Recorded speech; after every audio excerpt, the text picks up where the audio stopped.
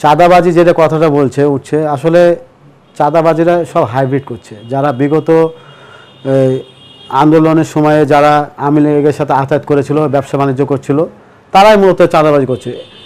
একটা প্রকৃত নেতৃবৃন্দ দেখা যায় যারা চাঁদাবাজি করেছে, একটা বিএনপি নেতা দেখা, হাইকমান্ডে দেখেন একটা, বা রুট লেভেল একটা দেখান যারা প্রকৃত, যারা 17 বছরে ঘাম দিয়েছে, রাজপথে শ্রম দিয়েছে, তারা কখনোই চাঁদাবাজি করবে না। যারা বিগত সরকারের সময় সরকারের সাথে আঘাত করে ব্যবসা করেছে, তারা চাঁদাবাজি করছে বিভিন্ন প্রতিষ্ঠানে।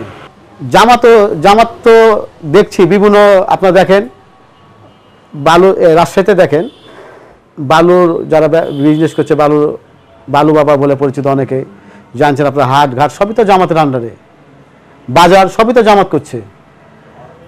একদল করবে আর বিএনপির উপরে চাপিয়ে দিবে, তা তো হবে না, আমরা তো মেনে নেব না। আমরা দেখান আমাদের বিএনপি কোথায় কি করেছে। অবশ্যই আমাদের দল থেকে অনেক হাজার হাজার কর্মীকে, আপনার যারা হাইব্রিড, তাদেরকে অনেককেই বহিষ্কার করেছে, কারো পদ স্থগিত করেছে। কিন্তু কিছু আবার হাইব্রিড বড় নেতা আছে, তারা আওয়ামী লীগকে আশ্রয় প্রশ্রয় দিচ্ছে। আমাদের যেটা আমাদের বলা যেতে পারে, যারা পিওর কর্মী এবং পিওর নেতা, তারা কখনোই আওয়ামী লীগকে আশ্রয় প্রশ্রয় দেয় না, আমরাও দিই না।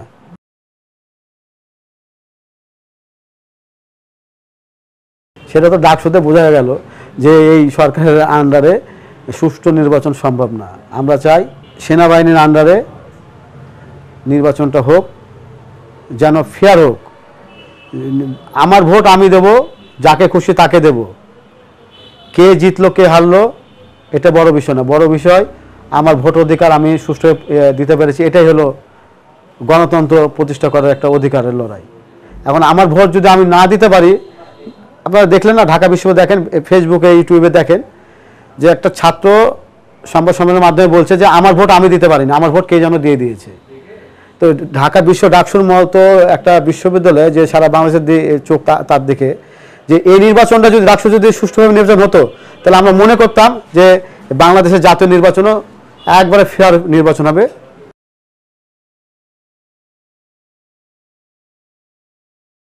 আপনারা সকলে জানেন, যেমন রাতের আধারে যেভাবে ভোট চুরি করেছে বিগত আমলে স্বৈরাচার সরকার, হাসিনা সরকার, ঠিক তেমনই ফ্যাসিস্টরা দেয়। এই সরকারের আন্ডারে যারা ফ্যাসিস্ট আছে, যারা সার্জিস, আরও যারা আছে, আসিফ যারা আছে, তাদের প্রত্যেকে আওয়ামী লীগের দোষর। 40,000 স্টুডেন্টের ভোট গণনা করতে যদি মধ্যরাত লাগে, তাহলে আপনারা 18 কোটি জনগণ আমাদের বাংলাদেশে বসবাস করে, যদি 12 কোটি বা 14 কোটি ভোট যদি কাস্ট হয়, তাহলে কয়দিনে তারা নির্বাচনের ফলাফল দিবে? কি পিআর পদ্ধতিতে দিবে ঘোষণা, না আপনার বিভিন্ন লোকাল এরিয়া হিসাবে দিবে, না ইউনিয়ন পর্যায়ে তারা ঘোষণা দিবে? তারা কি চাইছে? তারা চাইছে যে তাদের তো ধরেন আমরা ঢাকা বিশ্ববিদ্যালয়ে, ওরা এটা সারা বাংলাদেশের মানুষকে বোঝাতে চাইছে যে জামাত শিবিরের কথা বলি আর ছাত্রলীগের আওয়ামী লীগ বলি, রাজাকার স্বৈরাচার মিলেমিশে একাকার হয়ে গেছে। তারা বোঝাতে চাইছে তাদের একটা জনপ্রিয়তা আছে, তারা বাংলাদেশের মানুষকে বোঝাতে চাইছে। বাংলাদেশের মানুষকে বোকা, তারা ফেসবুক ইউটিউব সংবাদপত্র দেখে না, তারা দেখছে না যে কিভাবে ভোট চুরি করছে। ছাত্রদের ভোট, ছাত্রলীগের যে দোষ, তারা ভোট চুরি করছে। অনেক জামাতকে পিস্তল নিয়ে ধরা পড়ছে, অনেক ছাত্র শিবির।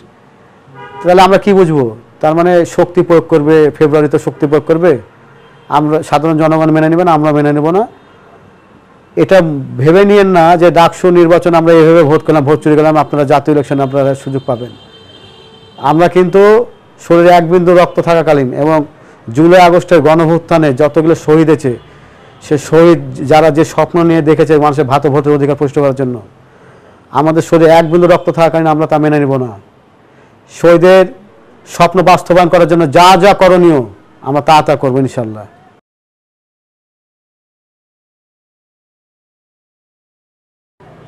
অনেক ত্যাগীরা কিছু হাইব্রিডদের কারণে রাজনীতি থেকে সরে যাচ্ছে।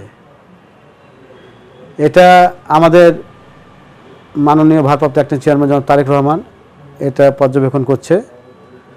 আমাদের জনাব তারেক রহমানের উপরে আস্থা ও বিশ্বাস আছে আমাদেরকে সকলকে বলেছে, আমাদের একজনও ত্যাগী কর্মী অমূল্যায়িত হবে না, অমূল্যায়ন হবে না। প্রত্যেক ত্যাগী কর্মীকে মূল্যায়িত করবে। এটা আমাদের আশা আছে, ভরসা আছে, বিশ্বাস আছে।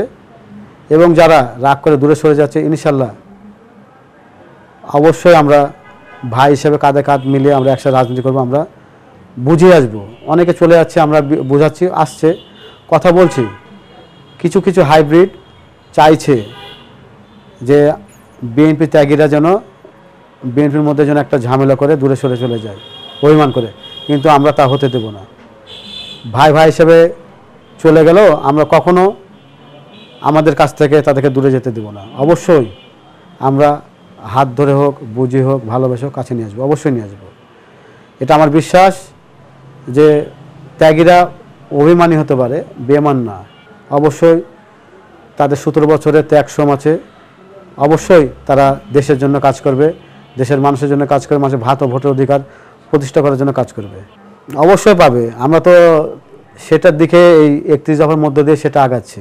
কারণ জনাব তারেক রহমান বলেছিল মিছিলের পিছে ছেলেটাও যেন মূল্যায়িত হয়। অবশ্যই আমরা সেটার দিকে খেয়াল আছি। ইউনিয়ন থেকে শুরু করে থানা, উপজেলা, মহানগর, জেলা, সব জায়গায় আমরা তাদেরকে সম্মানের একটা জায়গায় রাখবো, পদের জায়গায় অবশ্যই তা থাকবে। কেউ অবমূল্যায়িত হবে না, সকলকে মূল্যায়ন করা হবে ইনশাল্লাহ।